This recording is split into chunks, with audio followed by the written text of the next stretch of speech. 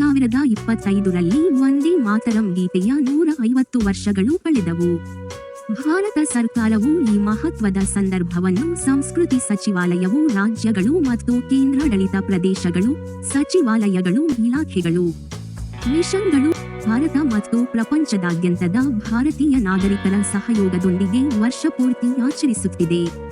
ನಮ್ಮ ರಾಷ್ಟ್ರವು ಸ್ವಾತಂತ್ರ್ಯ ಪಡೆದ ಸ್ವಾತಂತ್ರ್ಯ ಹೋರಾಟದ ಸಮಯದಲ್ಲಿ ಹಲವಾರು ದೇಶಭಕ್ತಿ ಮತ್ತು ಸ್ಫೂರ್ತಿದಾಯಕ ಹಾಡುಗಳು ನಮ್ಮ ಸಾಮೂಹಿಕ ಪ್ರಜ್ಞೆಯ ಭಾಗವಾದವು.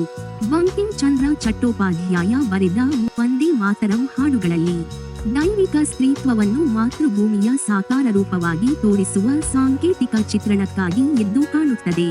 ಸಾಹಿತ್ಯ ಮತ್ತು ಐತಿಹಾಸಿಕ ಉಲ್ಲೇಖಗಳು ಬಂಕಿಂ ಚಂದ್ರ ಚಟ್ಟೋಪಾಧ್ಯಾಯ ಅವರು ಅಕ್ಷಯ ನವಮಿಯಂದು ಅಂದರೆ ನವೆಂಬರ್ 7, 1825ರಂದು ವಂದೇ ಮಾತರಂ ಅನ್ನು ರಚಿಸಿದ್ದಾರೆ ಎಂದು ಸೂಚಿಸುತ್ತವೆ.